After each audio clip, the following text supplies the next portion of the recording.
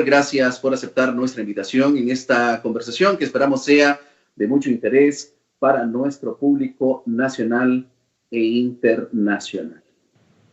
Mucho gusto, muchas gracias, Dino. Un saludo a usted, a toda la importante audiencia que tiene en Nicaragua y en todas las Américas. Gracias, doctor. Bueno, el escenario político, ya entrando en materia a nivel regional, con la llegada del coronavirus y la acusación del Departamento de Justicia de los Estados Unidos contra Nicolás Maduro y 15 funcionarios más, ha cambiado notablemente. Usted, que es un estudioso de las estrategias que implementa el castrochavismo en Latinoamérica, ¿cuál es su análisis del futuro político de Nicolás Maduro? Mire, yo creo que está en una etapa terminal. Ya estaba en una situación muy crítica antes de que se presente la situación de la pandemia. Y él ha tratado de aprovechar la pandemia para fortalecerse, porque como tiene control de prensa, como tiene control de la fuerza, estas situaciones de emergencia suelen contribuir a que los regímenes de facto, a que las dictaduras se empoderen un poco más.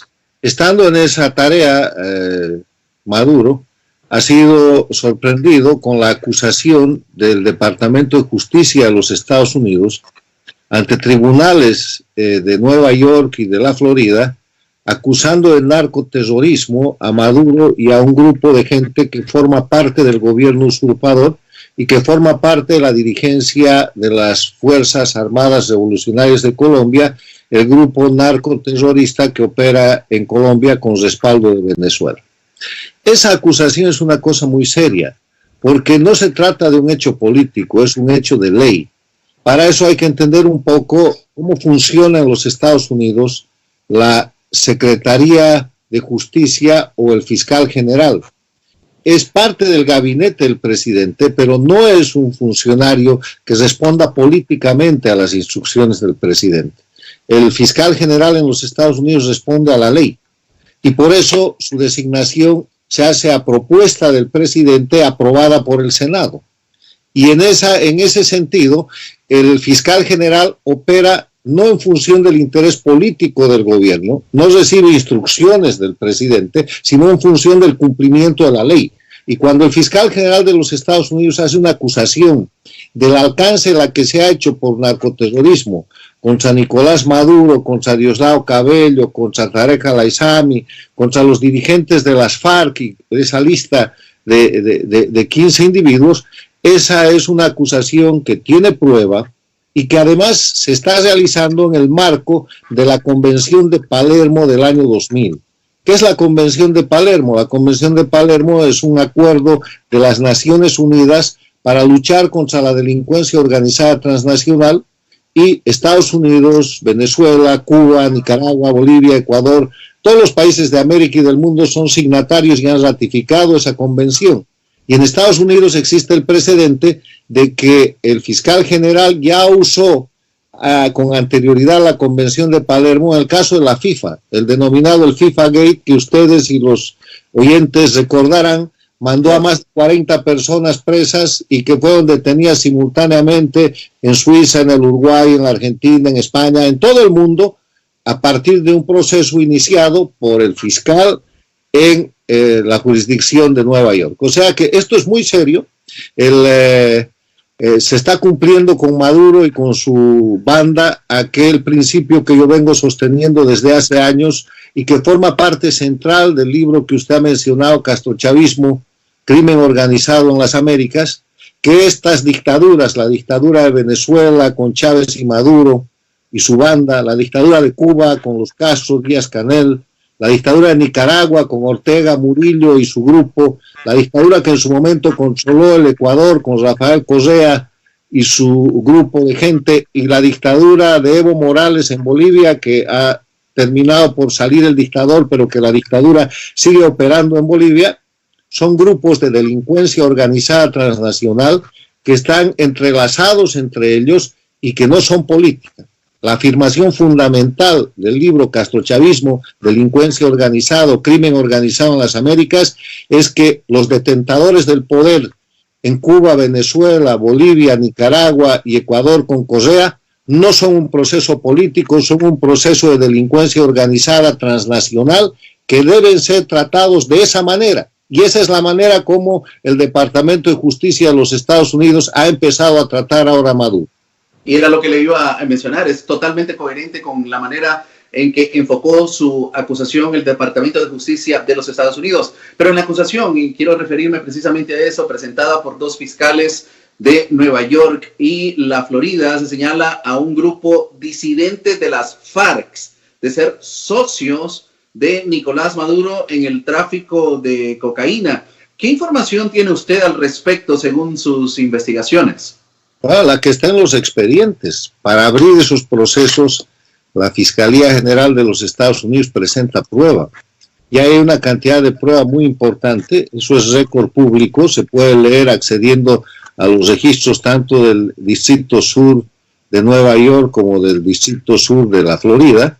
Esos procesos están abiertos ahí, han sido de dominio público. Hay prueba muy importante, pero además hay una cantidad de cosas que usted como periodista y la población que nos está escuchando, la opinión pública, conoce, porque se trata de hechos notorios. ¿Qué son los hechos notorios? Aquellas noticias, aquellas cosas que son de conocimiento público porque salen a la prensa y que son verdad. ¿Y qué son esas verdades? Primero, que Venezuela es un narcoestado.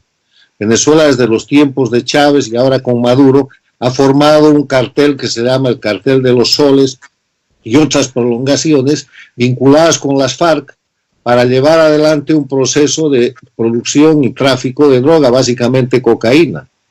A eso se circunscribe la acusación de la Fiscalía General de los Estados Unidos agregando el tema del terrorismo.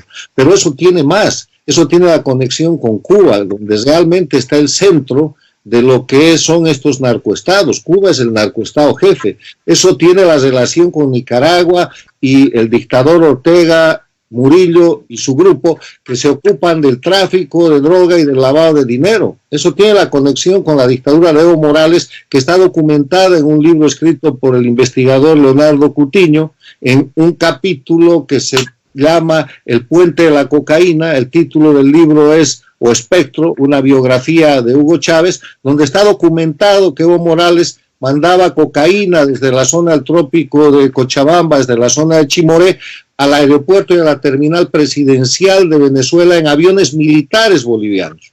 Y está entrevistado e interrogado el piloto que hacía ese tráfico, que es parte del personal de la Fuerza Aérea Boliviana. O sea, hay una documentación muy grande y lo que hace la acusación que se acaba de hacer pública de parte de la Fiscalía General de los Estados Unidos es mostrar la punta del iceberg, es mostrar lo que está pasando en la relación de Venezuela, el narcoestado principal en la operación comercial y de conglomerado de la droga, que viene de las FARC, que viene de Bolivia, que se exporta básicamente a los Estados Unidos y al resto de los países de América y del mundo, y que va a terminar por mostrar las conexiones con Cuba, con Evo Morales, con Rafael Correa, con Ortega y con todo este grupo de criminales que detentan indebidamente el poder en estos países. ¿Cree usted, doctor, que esto sea solo asunto de tiempo para que este mismo Departamento de Justicia señale directamente a otros estadistas, a otros presidentes de estas narcodictaduras? Tampoco, no. Por favor, no ofenda a los estadistas. Estadista quiere decir hombre de Estado. Presidente quiere decir una persona elegida por la voluntad del pueblo por un periodo determinado con obligación de rendición de cuentas para dirigir un país en el marco del Estado de Derecho. Eso es un presidente. Estos ¿Cree usted que el Departamento de Justicia los va a acusar? Bueno, depende de la prueba. De mi parte y de parte de la gente que lucha contra las dictaduras, estamos tratando de hacer acopio de la mayor cantidad de prueba posible para ponerla en manos de las autoridades a efecto de que los fiscales, la Fiscalía General de los Estados Unidos, amplíe las investigaciones y las acusaciones que se hacen ahora contra los criminales que detentan el poder en Venezuela y contra las FARC y sean ampliadas contra los miembros de la dictadura de Cuba, de la dictadura de Nicaragua, de Evo Morales y su banda y el grupo criminal que Rafael Correa dirigió en el Ecuador durante 10 años. Porque precisamente el Departamento de Justicia, doctor, también aseguró que la droga que se distribuye hacia los Estados Unidos desde Venezuela pasa por Centroamérica. Y en este punto me detengo un poco porque me hago la siguiente pregunta. Para que esta droga llegue a su destino de manera exitosa, ¿quién o quiénes garantizan que esto pase? Porque si está pasando por Centroamérica, alguien tiene que garantizar que la operación sea todo un éxito. Bueno, es clara la participación. Usted está yendo al tema de Nicaragua.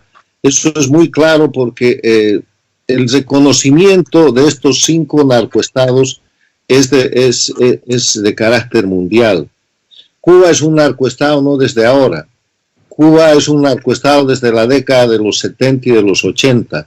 Y hay libros, y hay documentación, y hay pruebas sobre el particular, que terminó con el fusilamiento del general Ochoa para tratar de lavarle la cara al dictador Fidel Castro. Fidel Castro negoció y traficó cocaína con Pablo Escobar de Colombia y con Roberto Suárez de Bolivia, y eso está documentado. O sea, ese es el estado, el narcoestado original, pero además eso tiene un fundamento de carácter, entre comillas, pseudo-revolucionario o político. En la década de los 60, Fidel Castro y el Che Guevara sostuvieron públicamente, y eso está documentado y escrito, que había que inundar de droga a los Estados Unidos para dañar y liquidar la juventud del imperialismo. Y ese concepto de utilizar el narcotráfico como un instrumento de ataque a las democracias, a la democracia más importante del mundo y al resto de las democracias, ha sido ratificado el año 2016, el mes de abril, en la reunión de las Naciones Unidas sobre el narcotráfico celebrada en Nueva York. Y en esa ocasión fue Evo Morales quien, a nombre del Estado Plurinacional de Bolivia, convertido en narcoestado, y a nombre de este grupo de narcoestados de Cuba, Venezuela, Ecuador y Nicaragua, sostuvo que la lucha contra el narcotráfico es un instrumento del imperialismo para oprimir a los pueblos, y que había que liquidar la DEA y que había que terminar con esta dinámica de los Estados Unidos de luchar contra el narcotráfico y que eso tenía que ser un problema interno. Convirtieron estos detentadores ilegales, estos usurpadores del poder, en política exterior de sus estados la defensa del narcotráfico. Y esa es la prueba que muestra que Evo Morales construyó un narcoestado, además de establecer una republiqueta donde produce cocaína hasta ahora mismo y donde manda esa cocaína a Venezuela, a Cuba, con fines comerciales criminales. Está todo eso probado. Y en el medio de esa operación está Nicaragua con Ortega en el tema del tráfico y en el tema del lavado de dinero, y la dirección corresponde a Cuba. Por eso, cuando se presenta la acusación reciente del Departamento de Justicia contra Maduro y contra los miembros de su régimen usurpador y de las FARC, lo que estamos viendo es la punta del iceberg. Ahí va a aparecer mucho más, ahí van a ir recopilándose pruebas que se conocen. Le doy un dato: está detenido con sentencia federal condenatoria en los Estados Unidos el exdirector de la lucha contra el narcotráfico de Evo Morales de Bolivia, un general de apellido Sanabria, detenido por tráfico de drogas. Entonces tienen mucho más que investigar, tienen mucho más que decir en ese ámbito. Hay que terminar de documentar y probar el puente de la cocaína. Leonardo Coutinho, el periodista laureado de Brasil, es una fuente importante. Hay documentación sobre el tema de Cuba y Nicaragua. Hay amplísima documentación y denuncia tanto de los sectores de oposición como de los propios sectores de investigación dentro de la lucha contra el crimen en América Latina. O sea que, les reitero, lo importante de lo que está sucediendo es que hay un parteaguas y hay una división entre lo que es política y lo que es crimen organizado. Y las dictaduras de Cuba, Venezuela, Nicaragua, los regímenes de Evo Morales en Bolivia y de Rafael Correa en Ecuador no son política, son delincuencia organizada, y así tienen que ser tratados. La política está en el marco de lo que es la democracia, que tiene que tener el respeto a elementos esenciales que son el respeto a los derechos humanos, la división e independencia de poderes, la vigencia del Estado de Derecho, que no es otra cosa que la vigencia de la ley, elecciones libres y limpias periódicas, la rendición de cuentas, la libertad de prensa, la libre organización. O sea, en democracia la esencia de la democracia es que se elige a una persona para que cumpla una función por tiempo determinado con obligación de rendición de cuentas en el marco de la ley. Estos criminales que forman parte de las dictaduras hacen absolutamente todo lo contrario y por eso en estas dictaduras del castrochavismo hay presos políticos, hay asesinatos políticos, hay torturas, hay exilio político y hay persecución política. Doctor, usted lo mencionaba al inicio, pero me gustaría que recalcáramos un poco sobre este tema. El Departamento de Tesoro de Estados Unidos ha aplicado diversas sanciones al gobierno de Nicolás Maduro, como ya se sabe públicamente, a funcionarios y familiares. Cada vez que sucede esto, doctor, pensamos en que la caída de Maduro es pronta, usted lo decía al inicio, sin embargo, esto hasta hoy no ha sucedido. Una vez más la pregunta, ¿esta acusación representa el final de la dictadura? La acusación que ha hecho el Departamento de Justicia es un hito muy importante que hace desaparecer cualquier rasgo de legitimidad o de característica política de esas dictaduras. Nadie duda en el mundo después de esa acusación, con Maduro perseguido y con un premio de $15 millones por su captura, con Diosdado Cabello perseguido, acusado en Nueva York y en Miami, con $10 millones por su captura. Y así sucesivamente. Nadie duda que estos son unos criminales. O sea, no tienen capacidad política de seguir atribuyéndose la usurpación del poder en Venezuela, y eso se expande rápidamente a Cuba y a Nicaragua, que son los estados que han estado siendo soportados de alguna manera por el petróleo, por la riqueza y por el manejo que Cuba ha hecho de Venezuela, a la que ha convertido en su principal colonia. No es la caída, pero es un paso importantísimo y vamos a ver suceder cosas que ya dependen de diferentes factores, pero este es un tema, les reitero, jurídico. Caiga o no caiga Maduro, estará buscado, tendrá que rendir cuentas en Nueva York, habrá sentencia ahí, hay decenas de años o cadenas perpetuas sucesivas por la naturaleza de los delitos de los que se lo acusan. El Chapo Guzmán, un narcotraficante conocido mexicano, ya está en una cárcel de alta seguridad. Ese es el camino que han de recorrer Maduro, Diosdado Cabello, los Castro, los Díaz-Canel, Ortega, Evo Morales, Correa, todos los miembros de esa organización transnacional delictiva que se llama castrochavismo y que ha detentado y detenta indebidamente el poder político en esos países. Escuchábamos el 26 del mes pasado a la acusación de los fiscales que hablaba que estas son condenas que oscilan entre los 50 años y cadena perpetua. Pero pasando a otro tema, doctor, la crisis del coronavirus tendrá que haber provocado un replanteamiento de las políticas y estrategias que venía impulsando el castrochavismo en la región. Como ejemplo cercano, puedo señalar que recientemente el régimen de Ortega anunció la llegada a Nicaragua de médicos cubanos a tratar la pandemia en este país centroamericano. ¿Hay algo detrás de las nobles intenciones de los médicos cubanos al llegar a Nicaragua y a todos estos países? Mira, el tema de los médicos cubanos ya está esclarecido a nivel internacional. Se trata de trata de personas en el siglo XXI, es esclavitud en el siglo XXI, es gente forzada y secuestrada por el régimen cubano que mantiene como rehenes a sus familiares en Cuba, que es enviada al exterior para que el régimen cubano cobre dinero y se quede con el 80 o más % de los ingresos que ellos generan. Eso se ha probado en el Brasil, se ha probado en Bolivia, se ha probado en el Ecuador, se ha probado en una cantidad de países que han roto esos contratos, que son la prueba de que en el pleno siglo XXI, violando el anexo 2 de la Convención de Palermo sobre trata de personas, que es otro acápite que de lucha contra la delincuencia organizada transnacional, el régimen cubano ha venido traficando por años con esto y aún pretende hacerlo. La prueba de que esto es una farsa, porque además no mandan médicos, toda la gente que va en eso no son médicos, son a veces técnicos médicos y a veces son simplemente operadores políticos, pero en todo caso son esclavos dominados por el régimen, con las familias secuestradas y con los pasaportes controlados y con un sistema de presión política que es propio de esa dictadura. Todos esos elementos hacen que adicionalmente las circunstancias sirvan para demostrar que esto es una gran farsa. Cuba está bajo acoso del coronavirus. Cuba tiene una condición de sanidad que es realmente miserable. No hay condiciones sanitarias y de higiene con las cuales se pueda soportar una pandemia de este tipo.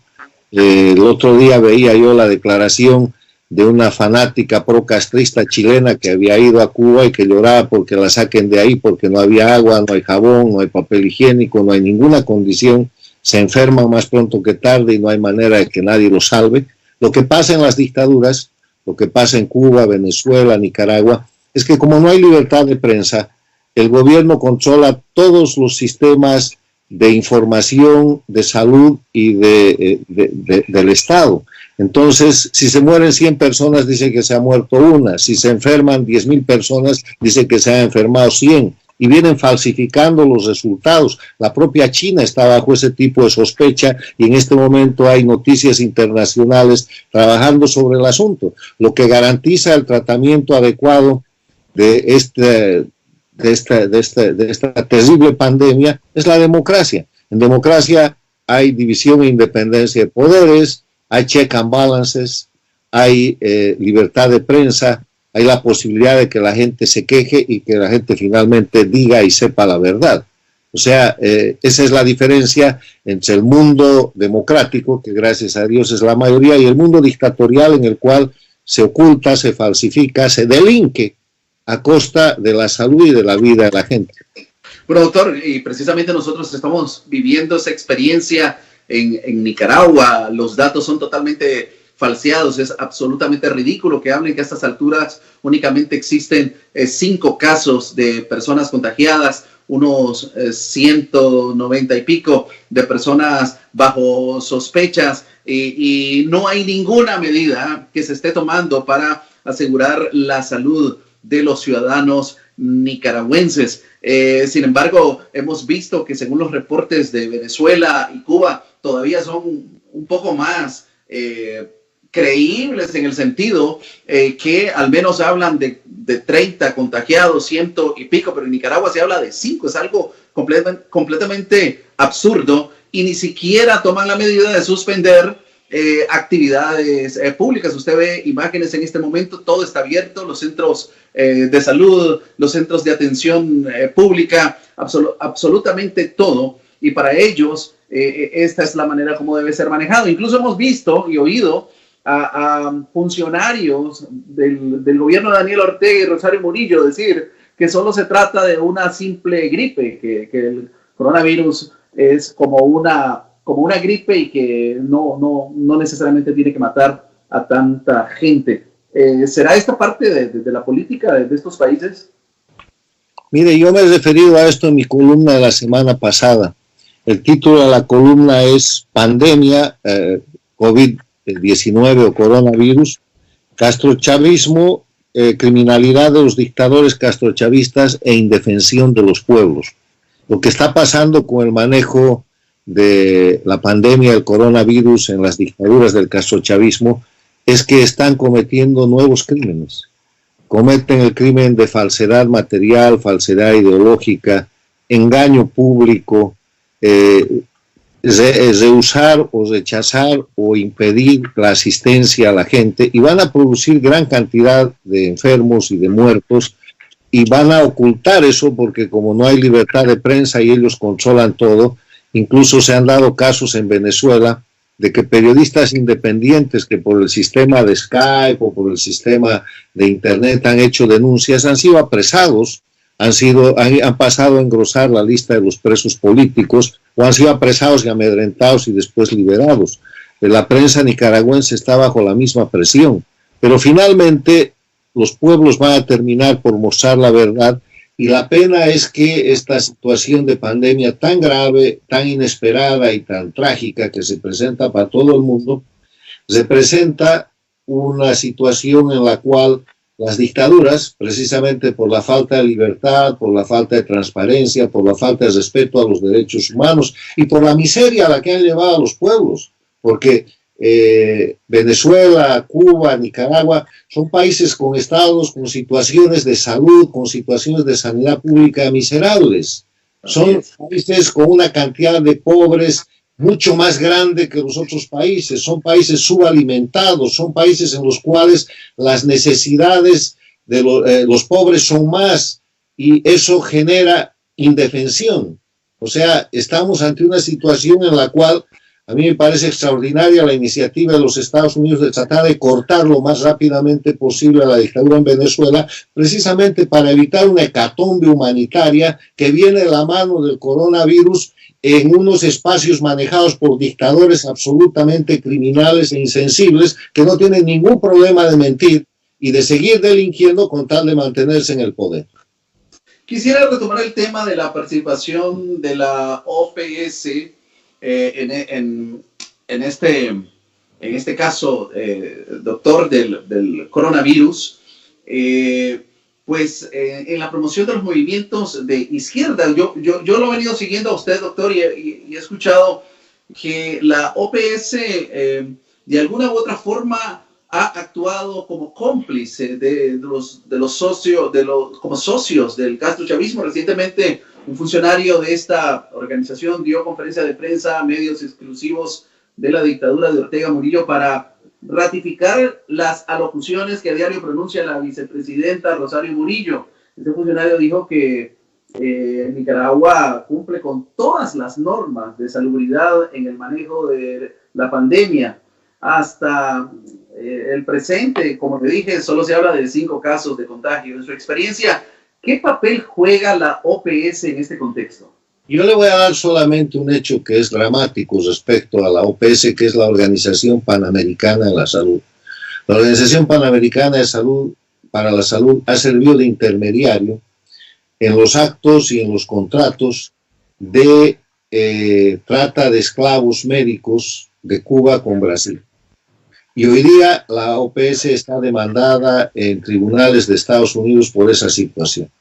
O sea, está siendo objeto de demanda de parte de las víctimas, de los médicos que fueron tratados como esclavos, que están pidiendo que la OPS, que hacía de intermediaria y que cobraba ingresos económicos por eso, responda por aquello. Yo creo que en la medida que avance ese proceso, el futuro de la Organización Panamericana de la Salud y de los ejecutivos que han incurrido en esas infracciones tan graves está muy comprometido.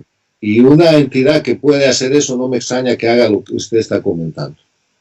¿Y cómo surgió este vínculo de la OPS con estos movimientos de izquierda y países del castrochavismo? El tema del castrochavismo no es ideológico. Decirles que son un movimiento de izquierda es darles un valor que no tienen. Son criminales. Ellos han llegado hablando que son socialistas, que son izquierdistas, cosa que ya es una desventaja en sí misma, porque con la caída de la Unión Soviética, con la desaparición y la implosión de la Unión Soviética, todo lo que se conoce por comunismo y sus satélites fueron históricamente derrotados. O sea, y eso sucedió a principios de la década de los 90 del siglo pasado. O sea, estamos hablando de un anacronismo. Hoy día el eje de confrontación en un mundo globalizado, en un mundo con conexión en tiempo real, en el mundo en el que estamos viviendo la revolución de la información y de las comunicaciones, es otro el eje de confrontación. El eje de confrontación es cómo se le puede dar al ciudadano mejores condiciones de desarrollo, mejores condiciones de salud, de educación, y eso ha desideologizado la actividad política. En todo caso, ellos insisten en darse condición de socialistas o de izquierdistas para tratar de politizar sus actos criminales. Por eso, cuando hablamos del castrochavismo, estamos hablando de una organización de delincuencia organizada transnacional que controla los gobiernos de Cuba, Venezuela, Nicaragua y que controla los gobiernos de Ecuador con Correa y de Bolivia con Evo Morales. ¿Cómo llegan ellos a manejar la OPS? De la misma manera que llegan a manejar la Organización de Estados Americanos. En una década bajo control del castrochavismo en las manos de Insulza. O sea, con el petróleo venezolano empiezan a hacer favores, empiezan a comprar los votos, empiezan a reclutar a los países, forman el Petrocaribe, establecen mayorías que les permiten tomar la Organización de Estados Americanos y a partir de eso es muy fácil controlar la Organización Panamericana de la Salud. Y eso se ha ido cayendo y esas instituciones desinstitucionalizadas y criminalizadas por el castrochavismo están volviendo a su canal institucional, y la mejor muestra de eso es sin duda la Organización de Estados Americanos con la gestión del secretario Luis Almagro.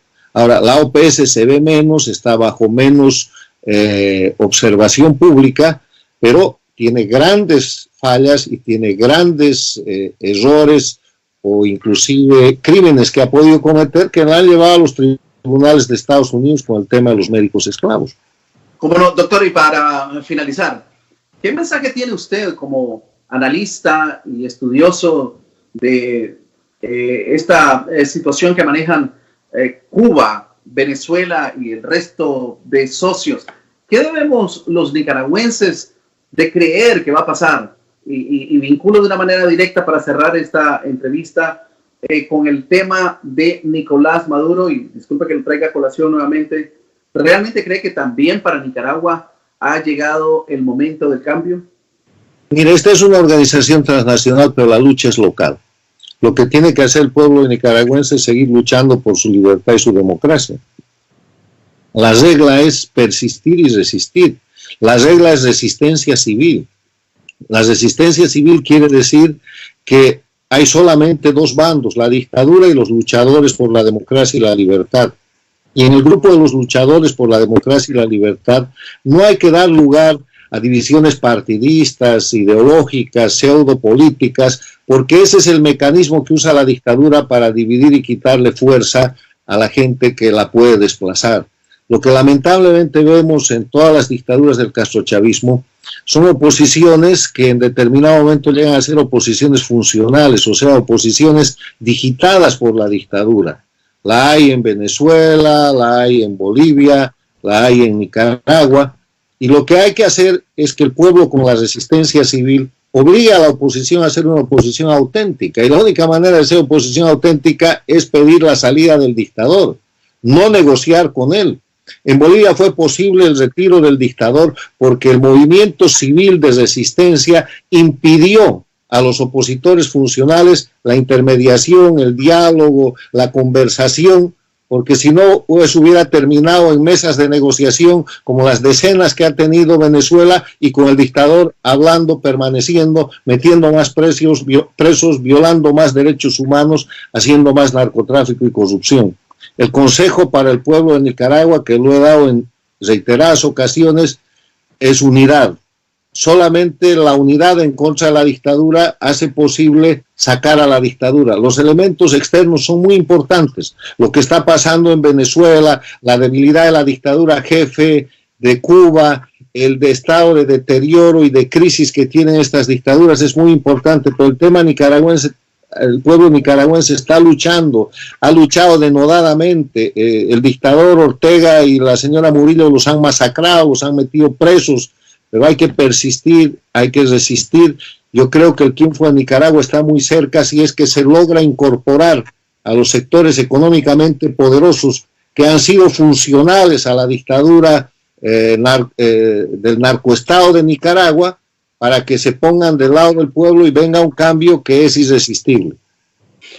Doctor, clarísimo su mensaje, se lo agradecemos de verdad por esta entrevista que en este contexto es sumamente valiosa para la esperanza de millones de nicaragüenses que están esperando un cambio definitivo. Fueron las palabras del doctor Carlos Sánchez Berzaín, especialista en el tema de Castro chavismo, y es un estudioso, como les decía al inicio, de estos regímenes que lo único que han hecho es someter a nuestros pueblos. Gracias, feliz tarde. Hasta luego.